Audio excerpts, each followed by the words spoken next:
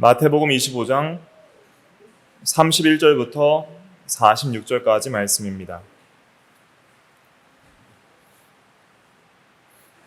31절부터 46절까지 말씀 제가 봉독하도록 하겠습니다. 31절 인자가 자기 영광으로 모든 천사와 함께 올 때 자기 영광의 보좌에 앉으리니 모든 민족을 그 앞에 모으고 각각 구분하기를 목자가 양과 염소를 구분하는 것 같이 하여 양은 그 오른편에 염소는 왼편에 두리라. 그때의 임금이 그 오른편에 있는 자들에게 이르시되 내 아버지께 복받을 자들이여 나와 창세로부터 너희를 위하여 예비된 나라를 상속받으라. 내가 줄일 때에 너희가 먹을 것을 주었고 목마를 때에 마시게 하였고 나그네 되었을 때에 영접하였고 헐벗었을 때에 옷을 입혔고 병들었을 때에 돌보았고 옥에 갇혔을 때에 와서 보았느니라. 이에 의인들이 대답하여 이르되 주여 우리가 어느 때에 주께서 줄이신 것을 보고 음식을 대접하였으며 목마르신 것을 보고 마시게 하였나이까?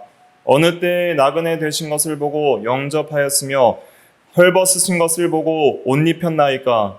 어느 때에 병드신 것이나 옥에 갇히신 것을 보고 가서 배웠나이까 하리니 임금이 대답하여 이르시되 내가 진실로 너희에게 이르노니 너희가 여기 내 형제 중에 지극히 작은 자 하나에게 한 것이 곧 내게 한 것이니라 하시고 또 왼편에 있는 자들에게 이르시되 저주를 받은 자들아 나를 떠나 마귀와 그 사자들을 위하여 예비된 영원한 불에 들어가라.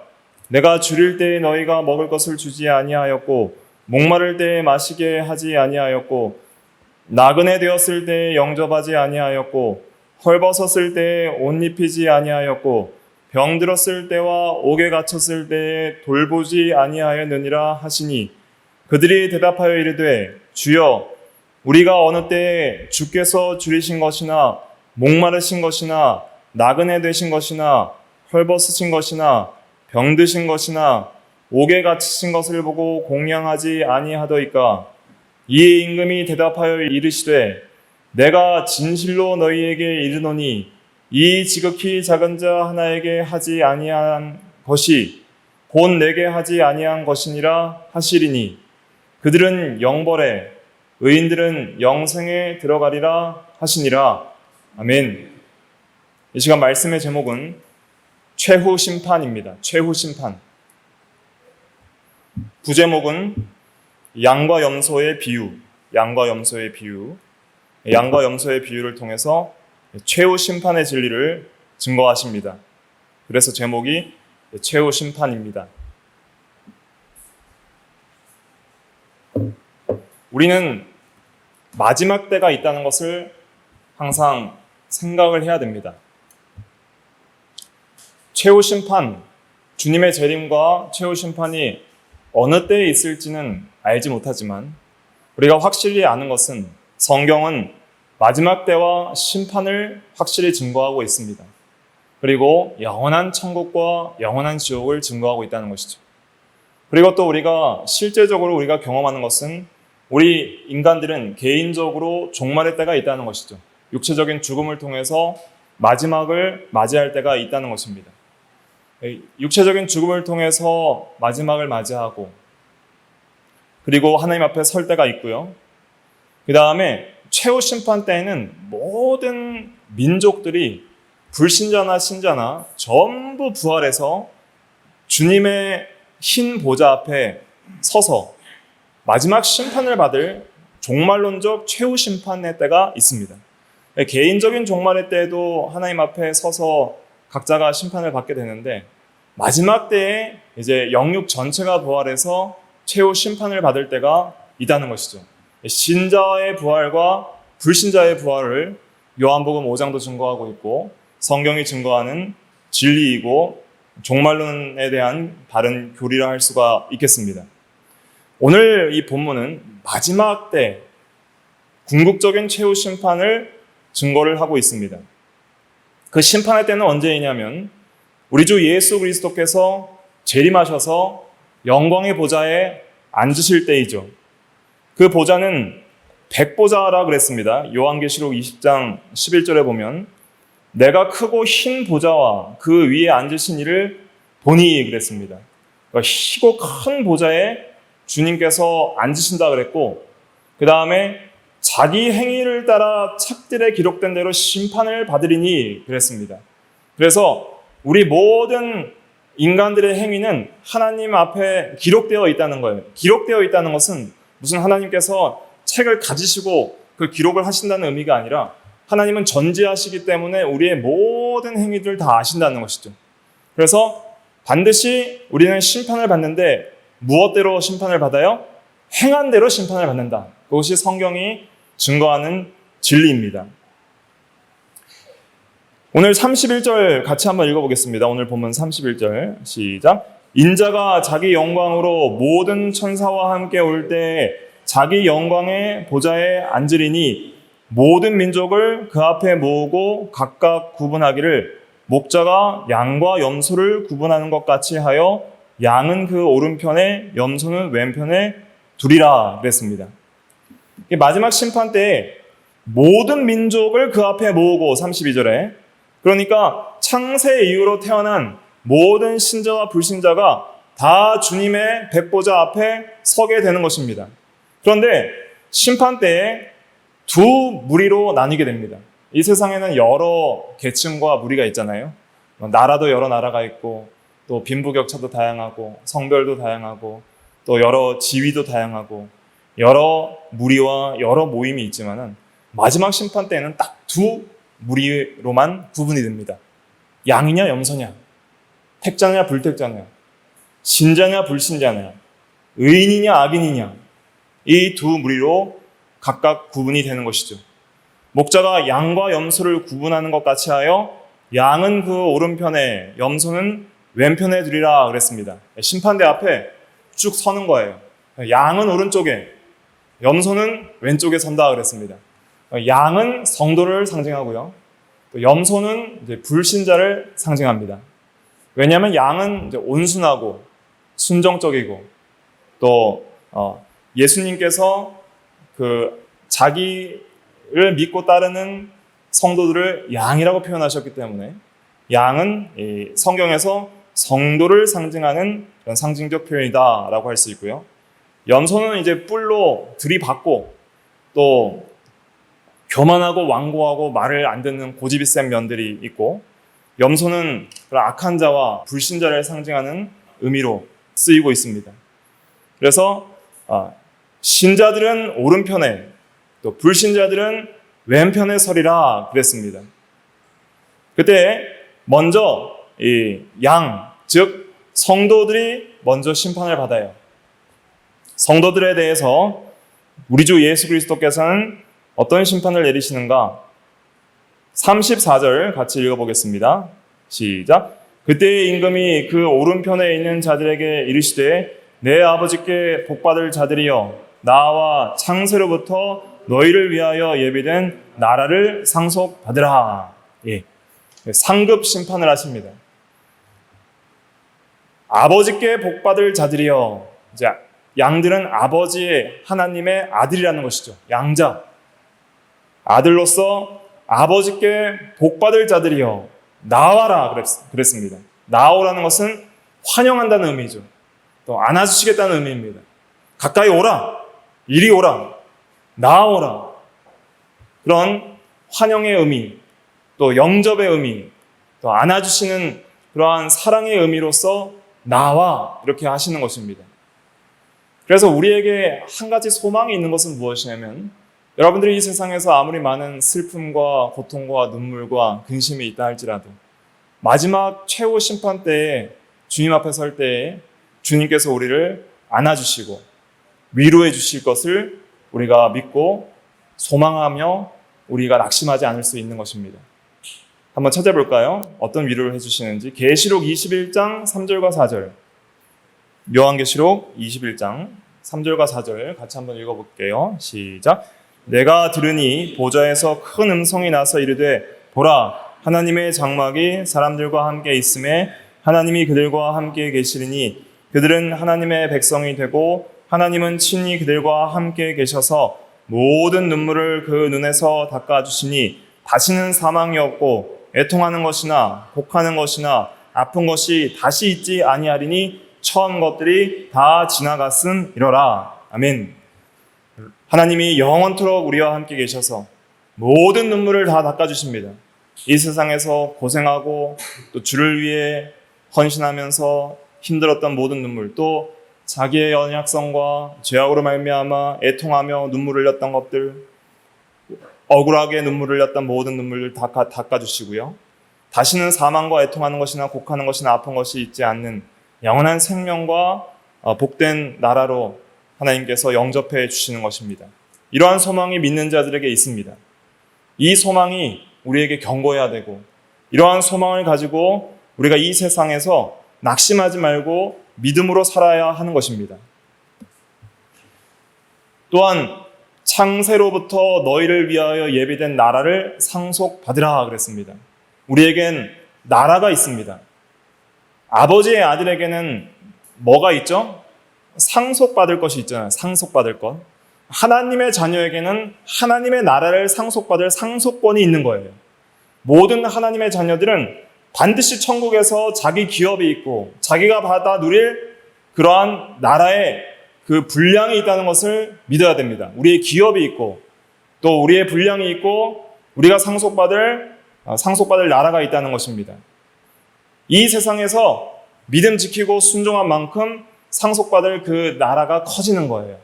10고을 다스릴 권세도 있고 5고을 다스릴 권세도 있다고 누가복음에 말하고 있습니다. 그리고 복받을 자들이라 그랬습니다. 예수 그리스도를 믿어 하나님의 자녀가 된 모든 성도들은 복받을 자들입니다. 이 복은 이 세상에 속한 일시적이고 유한하고 그런 없어질 복과 같은 복이 아니라 영원한 복, 즉 하나님의 모든 좋음과 선하심을 영원토록 누릴 하나님의 사랑과 교제 안에서 하나님이 가지고 계신 최고의 선과 좋음을 누릴 수 있는 그러한 복받을 자들이 바로 하나님의 자녀인 성도들이라는 것이죠. 이러한 성도들의 정체성과 특권과 우리가 누릴 수 있는 은혜들을 생각할 때 우리가 참으로 소망을 가질 수 있고 감사할 수 있는 것입니다. 이런 은혜들은 어떻게 주어졌는가? 오직 예수 그리스도의 은혜로 값없이 선물로 모든 믿는 자에게 주어지는 거예요. 예수 그리스도를 믿음으로 말미암아 하나님의 자녀가 된 모든 자들은 이 모든 권세와 은혜들을 받게 됩니다. 그러나 하나님을 미워하고 주님을 미워하고 진리를 멸시하는 자들은 이 은혜에서 떠나게 되는 것이죠. 이렇게 복받을 자들에게 예수님께서 칭찬을 해주셨습니다. 어떤 칭찬이냐? 35절부터 36절까지 같이 읽어보겠습니다. 시작. 내가 줄일 때 너희가 먹을 것을 주었고 목마를 때 마시게 하였고 나그네 되었을 때 영접하였고 헐벗었을 때 옷을 입혔고 병들었을 때 돌아보았고 옥에 갇혔을 때 와서 보았느니라. 먼저는 이 말씀을 통해서 주님은 고난을 받으셨다라는 것을 우리가 깨달아야 됩니다. 주님이 나를 위해 이렇게 고난 받으셨구나. 나를 위해 줄이셨고 나를 위해 목마르셨고 나를 위해 나그네 되셨고 나를 위해 헐벗으셨고 나를 위해 몸이 찢기시고 피를 흘리시고 나를 위해 잡히시고 갇히셨다 하는 것을 믿어야 됩니다. 마태복음 4장 2절에 보면 40일을 밤낮으로 금식하여 줄이신지라 그랬습니다. 우리를 대신해서 형벌과 시험을 받으신 거예요. 우리를 시험과 환난에서 건지시고 이기게 하시기 위하여 친히 우리를 대신하여 줄이셨습니다. 요한복음 19장 28절에 보면 내가 목마르다 하셨습니다. 십자가상에서 모든 물과 피를 쏟으시며 극도의 갈증을 느끼시면서 우리가 영원한 지옥에서 형벌받으며 고통당할 목마름의 고통을 대신 받으시며 우리를 대신하여 목마름을 당하셨습니다. 주님은 자기 땅에서 나그네가 되셨습니다. 요한복음 1장 11절과 12절에 보면 자기 땅에 오매 자기 백성이 영접하지 아니하였다 그랬습니다. 그러나 영접하는 자 곧 그 이름을 믿는 자들에게는 하나님의 자녀가 되는 권세를 주신다 그랬어요. 주님은 자기가 창조하시고 자기가 왕이 되신 자기의 나라와 자기의 땅에 오셨지만 자기 백성들이 주님을 영접하지 않았습니다. 나그네가 되신 것이죠. 주님은 이 세상에서 여우도 굴이 있고 새도 둥지가 있지만 인자는 머리 둘 곳이 없다 하시면서 나그네로 사셨습니다. 우리를 위해 그렇게 사신 것이죠. 또 주님은 나를 위해 헐벗으셨습니다. 요한복음 19장 23절에 보면 군인들이 예수를 십자가에 못 박고 그의 옷을 취하여 가졌다 그랬습니다. 예수님은 옷 한 벌 없이 벌거벗으신 채로 수치스럽게 십자가에 달려 돌아가셨습니다. 병드셨습니다. 특별한 병은 없었지만 몸이 찢기시고 피를 흘리셨죠. 상하시고 아프시고 누구보다 육체의 고통을 느끼셨습니다. 그리고 갇히셨습니다. 주님께서 가룟 유다인 사랑하는 제자에게 배신당하 팔리시고 또 군인들에게 잡히셔서 옥에 갇히시고 그리고 십자가에 달리시게 된 것이죠. 먼저는 이 본문을 읽으면서 주님께서 우리를 위하여 이렇게 죽으셨구나. 이것을 우리가 먼저 깨닫고 그것을 믿어야 됩니다. 이것은 다른 사람을 위한 것이 아니라 나를 위한 희생이요 나를 위한 형벌이며 고난이고 죽으심이구나. 그것을 믿는 모든 자에게 영원한 생명과 또 천국 기업을 상속받을 복들이 주어집니다. 우리에게 천국을 상속하시려고 주님은 지옥을 경험하신 거예요. 그래서 모든 믿는 자들에게 천국을 주십니다. 그것이 복음이요 은혜입니다. 이 진리를 믿는 자들은 고난받는 주님을 사랑하게 되어 있습니다. 반드시 사랑하게 되어 있습니다. 나를 위해 희생하시고 나를 위해 고난받으시고 나를 위해 죽음 당하신 그 주님을 사랑하지 않는 성도는 주님을 모르는 자입니다. 주님을 믿고 내가 주님의 양이며 주의 제자며 하나님의 자녀라고 하는 모든 성도들은 반드시 나를 위해 고난받으신 주님을 사랑하게 되어 있습니다. 그래서 자연스럽게 나오는 행동이 무엇이냐면 주님의 진리를 사랑하게 되어 있습니다. 주님을 사랑한다는 건 무엇입니까? 주님이 여기서 보이지 않지 않습니까? 오늘날도 여러분들이 예배에 나와 있지만 주님이 육체적으로 우리 가운데 계시지 않지 않습니까? 그러나 주님을 사랑한다는 것은 주님의 진리를 사랑한다는 거예요. 요한복음 1장 12절에 뭐라고 말씀했습니까? 영접하는 자, 주님을 영접하는 게 무엇인가? 곧 그 이름을 믿는 자라 그랬습니다. 그 이름을 믿는 자. 주님의 이름을 믿는 것, 주님의 진리를 믿는 것, 주님의 이름을 믿는다는 것은 주님이 누구시며 어떤 분이시며 무엇을 하셨는지를 믿는 거예요. 주님은 하나님의 아들이시고 참 하나님이신데 우리를 위해 참 사람이 되신 분이시며 우리를 위하여 고난받으신 분이시다. 그것이 주님의 이름을 믿는 것입니다. 그래서 주님에 대한 진리를 믿는 자는 주님을 영접하는 거예요. 나그네 되었을 때 주님을 영접하는 자는 누구입니까? 그 이름을 믿는 자가 주님을 영접하는 자입니다. 그의 말씀을 믿는 자가 주님을 영접하는 자입니다. 그의 이름을 귀하게 여기고 그의 말씀을 귀하게 여기고 우리 마음속에 영접하는 자가 주님을 영접하는 자여 주님을 도와주는 자입니다. 그럴 때 우리는 주님의 말씀을 위해서 고난받게 되어 있습니다. 주님의 말씀을 위해서 헌신하게 되어 있는 것이죠. 그런데 특별히 주님께서는 주님을 도와주고 주님을 영접하는 것이 지극히 작은 성도 한 명을 도와주고 영접하는 것이라 그렇게 말하고 있습니다. 37절부터 38절, 37절부터 39절까지 한번 같이 읽어볼게요. 시작. 이에 의인들이 대답하여 이르되 주여 우리가 어느 때에 주께서 줄이신 것을 보고 음식을 대접하였으며 목마르신 것을 보고 마시게 하였나이까? 어느 때에 나그네 되신 것을 보고 영접하였으며 헐벗으신 것을 보고 입혔나이까? 어느 때에 병드신 것이나 옥에 갇히신 것을 보고 가서 배웠나이까? 하리니. 주님이 자신을 잘 공양하고 도와줬다고 말하니까 직접적으로 한 적은 없는데 언제 제가 그랬습니까? 또 겸손한 마음으로 제가 감히 어떻게 주님을 도와준 그러한 사람이겠습니까? 겸손한 마음과 또 언제 또 주님을 직접적으로 도와준 건 없는데 직접적으로 주님을 공경한 건 없는데 언제 우리가 그렇게 했습니까? 이렇게 물어볼 때에 40절 말씀 같이 읽어볼게요. 시작. 임금이 대답하여 이르시되 내가 진실로 너희에게 이르노니 너희가 여기 내 형제 중에 지극히 작은 자 하나에게 한 것이 곧 내게 한 것이니라 하시고, 네, 믿는 성도 중에 가장 작은 어린아이와 같고 아직 믿음이 어린 성도, 가장 작고 어린 성도 하나에게 물 한 잔 주고 도와주고 영접한 그 모든 것이 곧 주님께 한 것과 같다는 거예요. 이 말씀은 모든 성도들은 주님 자신의 몸과 같이 주님께서 여기신다는 것입니다. 고린도전서 12장 27절에 보면 교회는 그리스도의 몸이라 그랬습니다.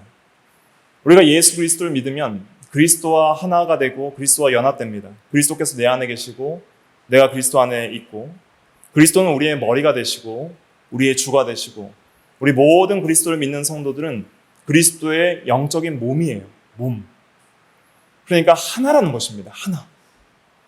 그렇기 때문에 한 성도가 고생할 때 예수님께서는 그 성도의 고난을 자기 고난처럼 자기 몸처럼 그렇게 공감하시고 동정하시고 마음 아파하시는 거예요.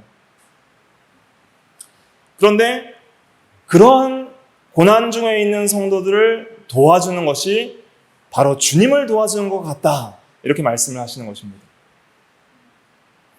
이것을 통해서 우리 성도들은 첫째로는 주님의 말씀을 믿고 주님을 사랑하는 자들이죠. 주님을 사랑하고 주님의 말씀을 사랑하는 자들은 똑같이 나와 같이 주님을 사랑하고 주님의 말씀을 사랑하는 자들을 사랑하게 되어 있습니다. 그 말씀을 위하여, 주를 위하여 고난받는 성도들을 불쌍히 여기게 되어 있고 자신의 몸과 같이 고난과 어려움을 당한 성도들을 우리가 도와주고 섬기려는 그러한 마음을 갖게 되어 있는 것이죠. 주님을 사랑하는 사람은 주의 몸된 형제를 사랑하게 되어 있는 것입니다. 이것이 이제 주님을 참으로 믿는 성도의 열매를 이렇게 증거를 하는 것입니다. 참으로 주님을 사랑하는 열매는 어떻게 나타나는가? 첫째로는요, 주님의 진리를 사랑하는 것으로 나타나게 되어 있습니다. 진리를 참으로 사랑하게 되어 있습니다. 성경의 말씀을 사랑하고요, 그 말씀을 영접하고 믿고 그 말씀대로 순종하려고 힘을 씁니다. 또한 자기와 똑같이 그 진리를 믿고 사랑하는 성도들을 사랑하게 되어 있어요. 나와 같은 신앙 고백을 가지고 같은 주를 섬기고 같은 주의 몸된 그런 성도들을 내 몸처럼 아파하고 내 몸처럼 사랑하여서 그 성도가 아플 때 돌봐주고 그 성도가 어려울 때 도와주고자 하는 마음이 나오게 되어 있습니다. 그것이 열매예요. 참으로 주님을 영접하고 참으로 고난받는 주님을 사랑하고 주님의 진리를 사랑하는 사람들은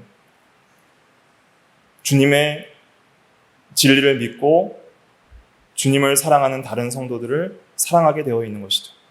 그래서 그 성도가 어려울 때 도와주게 되어 있는 것입니다. 도와준다는 것은 어떤 의미일까요? 단순하게 그냥 물질적으로만 도와준다, 그런 의미도 있습니다. 그러니까 물질적으로 여유 있고 부한 자들은 또 물질적으로 어려운 사람들을 잘 섬겨야 됩니다. 그런데 또 영적인 의미도 있습니다. 영적으로 부한 자가 영적으로 가난한 자를 잘 섬겨야 됩니다. 내가 믿음이 있고 진리를 많이 깨달았다고 해서 교만하여서 다른 사람을 정죄하고 업신여겨서는 안 되는 것이죠. 오히려 아직 믿지 않는 자들을 위하여 기도해주고 아직 신앙이 어린 자들을 섬기고 더 봉사하고 사랑으로 품어서 그가 더 장성한 그리스도의 형상으로 자라날 때까지 섬기는 사역, 그것이 예수 그리스도의 사역이었고 그것이 참으로 주님을 사랑하는 성도의 사역이 되어야 한다는 것이죠. 주님의 사역을 보십시오. 그의 제자들이 얼마나 믿음이 없고 완고하고 얼마나 주님의 말씀을 거역하고 얼마나 주님을 믿지 못하고 결국에는 주님이 잡히실 때 다 주님을 버리고 떠나지 않았습니까? 그러나 한 사람도 책망하지 않고 품어주셨습니다. 바요나 시몬아 내가 나를 사랑하느냐 3번 물어주셔서 자기를 3번 부인한 자를 오히려 사랑으로 섬기셨습니다. 물질적으로 어려운 사람들, 굶주린 5,000명, 남자면 5,000명 되는 사람들을 오병이어의 기적으로 먹이시고 또 병든 자들을 고치시고 귀신 들린 자들을 치유하시고 복음을 듣지 못하여 영적으로 방황하는 목자 없는 양같이 떠도는 불쌍한 자들을 가련하고 불쌍히 여기셔서 밤낮으로 말씀을 증거해 주신 것이 예수 그리스도의 섬김의 사역이었습니다. 이 사역을 통해서 우리가 구원을 받은 거예요. 그렇다면 우리는 어떻게 섬겨야 되겠습니까? 다른 사람들을 위해서 기도하고 그 사람들을 위해서 물질적인 면뿐만 아니라 영적으로 섬겨야 하는 것이죠. 그들을 위해서 진리를 가르쳐주고 어려울 때 도와주고 한마디 말로 위로하고 그들이 더욱더 그리스도께 붙어 있을 수 있도록 주님의 장성한 분량에 충만한 데까지 자라날 수 있도록 섬겨야 하는 것입니다. 그 섬김은 참으로 주님을 사랑하는 열매요. 주님께서 내게 주신 모든 은혜에 감사하는 열매가 되는 것입니다. 그러므로 이 열매만 기록한 거예요. 우리에게 나를 위해 고생하신 주님을 사랑하는 마음이 있는가? 이것을 우리가 잘 점검해 봐야 되는 것입니다. 그 다음에 저주받을 자들에 대해서 심판을 하십니다. 41절 같이 읽어보겠습니다. 시작. 또 왼편에 있는 자들에게 이르시되 저주를 받은 자들아 나를 떠나 마귀와 그 사자들을 위하여 예비된 영원한 불에 들어가라. 저주받을 자들에 대해서 무섭게 정죄를 하십니다. 저주를 받은 자들아, 복받은 자들과는 완전히 반대되는 것이죠. 저주라는 것은 하나님의 공의로운 심판을 가리킵니다. 의로운 심판, 행한 대로 형벌하시는 하나님의 의로운 심판을 가리키는 것입니다. 영원한 공의의 심판을 받을 자들아, 나를 떠나 마귀와 그 사자들을 위하여 예비된 영원한 불에 들어가라. 복받은 자들에게는 내게로 나아오라. 그리고 창세로부터 예배된 하나님의 나라를 상속받으라 그랬는데 완전히 반대죠. 나아오라는 것에서 반대로 떠나 이제는 하나님의 나라가 아니라 영원한 불인 지옥에 들어가라라고 심판하고 계시는 것입니다. 지옥에 대한 교리를 우리가 잘 깨달아야 됩니다. 지옥은 첫째로는 극도의 상실이 있을 것입니다. 나를 떠나 그랬잖아요. 주님을 완전히 떠나는 극도의 가난과 상실을 경험하는 것이 지옥입니다. 지옥은 상실감의 세계예요. 있는 것이 없는 곳입니다. 그것이 지옥이에요. 하나님이 없는 곳이 지옥입니다. 하나님이 없는 곳이라는 것은 지옥도 하나님이 계셔요. 그러나 진노하시는 하나님으로만 계십니다. 성경에서 하나님이 없다라고 표현할 때는 선하신 면, 은혜와 자비와 사랑을 베푸시는 하나님으로 안 계신다는 뜻입니다. 성도에게 하나님이 계신다라는 것은 그런 하나님으로 계시는 거예요. 자비와 사랑과 우리에게 모든 선을 주시는 그런 하나님으로 계신다는 것입니다.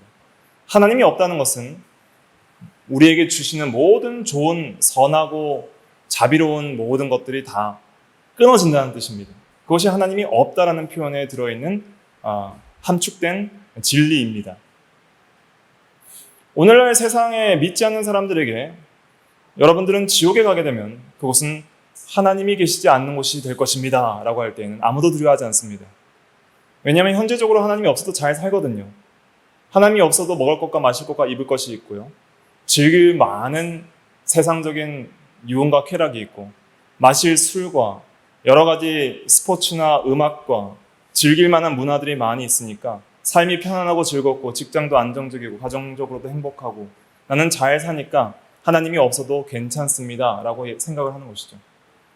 그러나 그렇지 않습니다.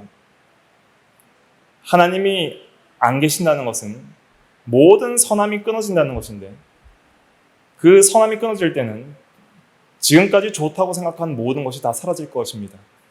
내가 좋다라고 생각하는 것, 내가 좋아하는 것, 내가 좋다, 내가 행복하다고 생각하는 모든 것이 끊어지는 것이 지옥입니다. 그러므로 아직도 불신자들은 하나님을 떠나 있지만은 그들은 하나님의 선하신 영향력 아래서 하나님의 선하심을 공급받고 있는 거예요. 하나님께서 마태복음 5장에 뭐라고 말씀하셨습니까? 선한 자나 악한 자나 비도 내리시고 해도 주신다 그랬잖아요. 선인이나 악인이나 불신자나 신자나 지금 육신이 살아있을 이 세상에 사는 동안에는 하나님께서 일반 은혜를 주십니다. 일반 은혜라는 무엇이냐면 내용이 일반적이고 대상이 일반적이라는 것입니다. 성도나 불신자나 다 일반적으로 전체로 주신다 해서 일반 은혜요. 또 내용이 일반적이라 해서 일반 은혜인데 내용이 무엇이냐면 이 육신에 속한, 세상에 속한, 육체와 세상에 속한 면만을 가르쳐서 거기에서 이 세상을 살아가기에 필요한 모든 좋은 것을 주신다라는 면에서 일반 은혜예요. 특별 은혜와 구별됩니다. 특별 은혜는 영혼에 해당하는 것이고 영적 구원과 내세와 영원한 천국에 해당하는 것이고 하나님과 함께하는 것에 해당하는 것이고요. 단순히 육체가 이 세상에서 잘 먹고 잘 사는 것에 필요한 모든 좋은 것을 주시는 것이 일반 은혜예요. 그 대상은 모든 사람에게 속한 것이고 내용은 육체적이고 세상적입니다. 하나님께서 여전히 불신자들과 악인들과 함께 하십니다. 그들에게 선한 것을 공급해 주시고 호흡과 생명과 지혜와 기쁨을 주시고 위로받을 것들을 주시는 거예요. 그러니까 나는 하나님 없어도 괜찮아요 라고 하는 것이죠. 그러나 그 모든 것이 끊어질 때가 있습니다. 누가복음 16장을 보십시오. 부자와 나사로의 비유에서 부자는 날마다 호화롭게 즐기더라 그랬습니다. 물론은 만족하지 못해서 날마다 포도주를 즐겼겠죠. 고급 옷을 입고 그렇게 즐기며 살았겠죠. 그러나 그가 죽어 지옥에 들어갔을 때에는 물 한 방울의 위로도 얻지 못했던 것입니다. 극도의 가난과 상실이 있는 곳, 그것이 지옥입니다. 단순히 어떤 육체적인 상실만 있는 것이 아닙니다. 육체적으로 불에 타서 목마름과 모든 육체적인 즐거움과 행복을 다 상실하는 것뿐만 아니라 영적 마음의 상실도 있게 될 것입니다. 마음은 온통 번뇌와 근심과 고통과 괴로움과 분노와 그런 마음의 이 양심의 가책 속에서 마치 미치광이처럼 그렇게 살아있을 곳이 바로 지옥입니다. 그렇기 때문에 지옥에서는 슬피 울며 이를 간다고 표현하는 거예요. 그럼 여러분들이 생각하기에 이럴 것입니다. 어떻게 그렇게 고통스러운 형벌을 하나님께서 내리실 수 있는가? 그것은 하나님을 알 때에 깨달을 수 있는 것입니다. 하나님은 무한하시고 영원하시고 가장 거룩하신 분이시기 때문에 창조주이시기 때문에 무한하시고 영원한 대상에 대한 죄는 무한하고 영원한 형벌과 극한 형벌을 가져오게 되어 있습니다. 죄라는 것은 어떤 사람에게 지었냐에 따라서 그 형벌의 크기가 달라지는 것이죠. 내가 친구에게 욕한 거랑 부모에게 욕한 거는 그 죄의 경중이 다르죠. 부모에게 욕한 거는 그것은 아주 큰 죄가 되는 것입니다. 그러나 국가의 왕에게 욕했을 때는 사형인 것이죠. 그런데 온 땅과 하늘 위에 창조주이시고 지극히 높으신 하나님께 대한 죄는 무한하고 영원하고 극한 형벌을 가져오는 것이 그것이 합당하고 의로운 거예요.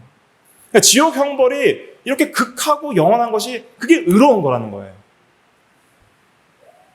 지옥의 형벌은 또한 상실뿐만 아니라 부거가 있을 것입니다. 그래서 극한의 고통이 있는 것이죠. 그래서 마태복음 22장 13절에도 슬피 울며 이를 갈게 되리라 그랬고요. 또 끝없이 타는 불 가운데서 고통을 받게 될 것입니다. 오늘 본문에도 보면요. 41절에 영원한 불에 들어가라 그랬잖아요. 영원한 불에 들어가라. 사람이 죽는 방법이 여러 가지가 있잖아요. 또 사형도 여러 가지가 있는데 교수형, 목을 메어 죽는 것 비교적 좀 편한 사형이라 그럽니다. 그리고 이제 이렇게 목을 이제 쳐서 죽이는 그런 단두대형이나 그러한 것들도 귀족들이나 받을 수 있는 굉장히 순간적으로 고통 없이 죽는 그러한 사형 방법이에요. 사형 중에 가장 고통스러운 사형은 이 십자가형이라고도 할 수 있고요. 또 그와 비슷하게 고통스러운 최고의 극도로 고통을 느끼며 죽는 그러한 형벌이 이 화형이에요. 화형. 불태워서 죽이는 거. 그런데 지옥에서는 이 영육 전체가 육체도 부활하여서 이제 죽을 수 없는 몸이 되었기 때문에 영원토록 타는 거예요. 영원토록 불타는 고통을 느끼지만은 멈출 수가 없는 것입니다. 그것이 지옥 형벌입니다. 계시록 20장 10절에는 세세토록 밤낮 괴로움을 받으리라. 불과 유황못에 던져져서 영원토록 불탈 거라 그랬습니다. 그래서 지옥은 극도의 상실과 극도의 부과된 고통이 있을 뿐 아니라 영원하다는 거예요. 영원. 이 영원이라는 것이 얼마나 무서운지를 우리가 깨달아야 됩니다. 천국에서 영원하다는 것은 너무나 기쁜 것이죠.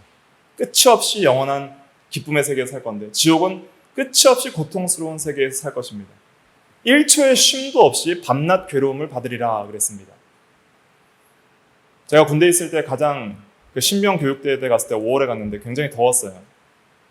저희 마산 창원 쪽에 좀 그래도 후방에 갔는데요. 너무 더운데 고통을 받는데 수통에 물도 조금 먹으면 없어지고 목도 마르고 너무 더운데 잠깐의 휴식 시간들이 주어집니다. 전투모는 뜨거워서 열이 받아가지고 머리가 뜨거워 지겨워요. 그런데도 쉴 수가 없는 거예요. 근데 잠깐 휴식 시간을 주거든요. 그래서 10분간 휴식, 탈모! 그러면은 얼른 수통에 물을 채우고 머리에 물을 적시고 이제 누워서 그늘에서 쉬게 되는 것이죠. 그 쉼이 아직도 기억에 납니다. 그때가 너무 좋았던 것 같아요. 그 쉼. 지옥은 쉼이 없습니다. 쉼이 있다는 것은 그래도 소망이 있다는 것이잖아요. 그때 잠깐이라도 우리가 위안을 받을 수 있다는 소망이 있는데, 지옥은 소망이 없는 곳이에요. 쉼도 없는 곳입니다. 휴가도 없는 곳입니다. 그리고 지옥은 마귀와 귀신들과 함께 있을 곳입니다. 41절에 보면 나를 떠나 마귀와 그 사자들을 위하여 예배된 영원한 불에 들어가라. 여러분들이 마귀와 하루라도 살고 싶으십니까? 귀신과 하루라도 살고 싶으십니까? 우는 사자와 같이 삼킬자를 찾으며 우리를 죽이려 했던 그 마귀가 드디어 우리를 죽였다고 생각하고 지옥에서 영원토록 함께 있을 텐데, 그것이 원수와 함께 있는 것과 같지 않겠습니까? 모든 악한 죄인들이 함께 있으면서 서로 친구가 될 수 있겠습니까? 서로 사랑의 교제라는 것을 나눌 수 있겠습니까? 전부 미워하면서 서로 공격하고 서로 못 잡아먹어서 안달내면서 그러면서 으르렁대면서 영원히 있는 것입니다. 그것이 지옥입니다.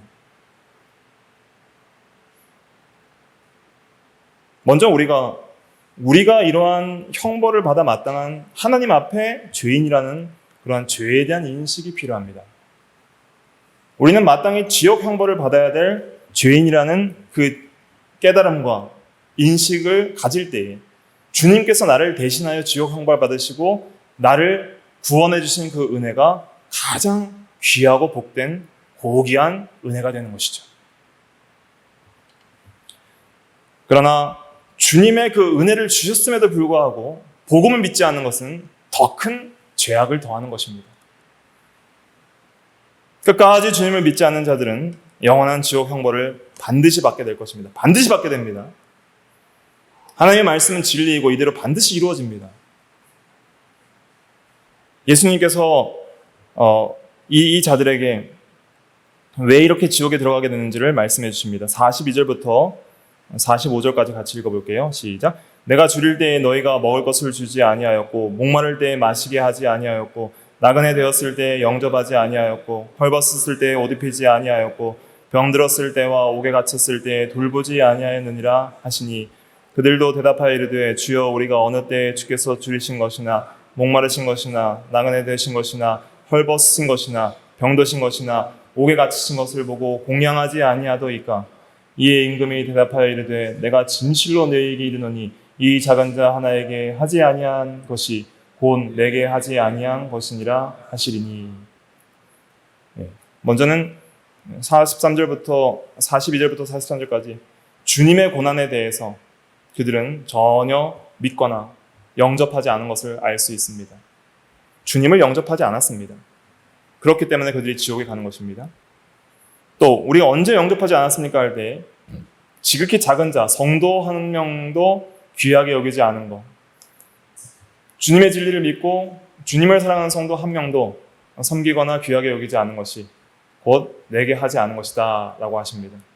그래서 믿지 않는 자들은 주님의 진리를 믿지 않고 영접하지 않고 주님에 대한 진리들을 귀하게 여기지 않을 뿐만 아니라 그 진리를 믿는 사람을 미련한 자라, 어리석은 자라, 참으로 어리석은 자와 같이 멸시하고 배척하는 것입니다. 그것이 주님께 하지 않은 것과 같은 거예요. 그럴 때에 그들은 영벌에, 의인들은 영생에 들어가리라 그랬습니다. 46절 같이 읽어볼게요. 시작. 그들은 영벌에, 의인들은 영생에 들어가리라 하시니라. 이것이 끝입니다. 이게 끝이에요. 이 세상은 끝이 있습니다. 시작이 있잖아요. 시간이란 것이 있고 공간이라는 것이 있고 시작이 있습니다. 시작에 대한 기원에 대한 믿음은 두 개예요. 우연이냐 창조냐. 그냥 우연히 빅뱅 이론에 의해서 그냥 갑자기 점과 같은 우주가 갑자기 팽창됐고 없던 게 갑자기 생겼고 그 생긴 게 갑자기 유기물이 되고 유기물이 갑자기 생물이 되고 생물이 갑자기 진화되고 진화돼서 사람이 됐다. 이게 진화론이거든요. 그거 아니면 창조예요. 디자인된 거예요. 디자인된 모든 하나님의 진화론에 대해서는 다 얘기할 수 없지만 다음에 또 기회가 되면 좀 말씀을 나누고요. 하나님께서 창조한 이 세계는 시작이 있습니다. 시작이 있다는 것은 우리가 무시할 수 없는 진리잖아요. 시간이 있다는 것, 시작이 있다는 것은 누구나도 받아들일 수밖에 없는 사실이죠. 시간의 흐름이 있고요. 그리고 각자 개인적인 종말이 확실히 있고요. 그리고 이 모든 시간과 공간의 세계는 끝이 있다는 거예요. 끝. 그리고 그 시간과 공간의 세계의 끝에 있어서는 이제 두 가지로만 나눠집니다. 의인은 영생에, 또 악한 자들은 영벌에. 영원 세계로 들어가는 거예요. 영원 세계. 그래서 믿는 자는 영원한 생명의 세계, 영원한 생명의 세계라는 하나님과 영원토록 함께 선함과 사랑을 누리는 세계를 가리키는 것이고요. 또 영원한 형벌의 세계, 지옥의 형벌을 영원토록 받는 그 세계가 있다는 거예요. 이 두 개로 궁극적으로 나눠져 그 다음은 없습니다. 그게 끝이에요. 최후 심판 이후에는 영생과 영벌로 끝나는 거예요. 이것이 성경이 증거하는 진리입니다. 그럼 우리가 어떻게 살아야 되겠습니까? 오늘날 썩어질 것을 위하여 일하는 사람들이 얼마나 많습니까? 잠시 있다 사라질 것을 소망하는 사람이 얼마나 많습니까? 그렇게 사는 것은 지혜로운 것이 아니죠. 영원히 있을 진리와 영원히 있을 가치를 위해서 오늘 이 시간 현재 내가 맡은 자리에서 믿음으로 순종하며 거룩하게 살아가는 삶, 그것이 우리에게 필요한 것입니다. 여러분들은 무엇을 위해서 어디로 가고 계십니까? 주님의 고난받은 주님을 참으로 믿고 그를 사랑하여서 그를 위해 헌신하며 그의 진리를 붙들며 그 진리를 붙드는 자들을 사랑하며 진리의 교회와 진리의 나라를 세워나가기 위해 내가 맡은 자리에서 헌신하고 계십니까? 아니면 그런 것들을 가치없게 생각하고 계십니까? 이것이 중요한 것이죠. 우리는 믿음의 눈을 떠서 주님을 사랑하고 그의 나라와 그의 복음 위해서 헌신하며 고난받는 주님을 사랑하여서 이제는 주님 앞에 설 때 잘하였다 착하고 충성된 종이라 칭찬받으며 주님의 나를 상속받는 믿음의 사람들이 다 되어야 되겠습니다. 기도하겠습니다.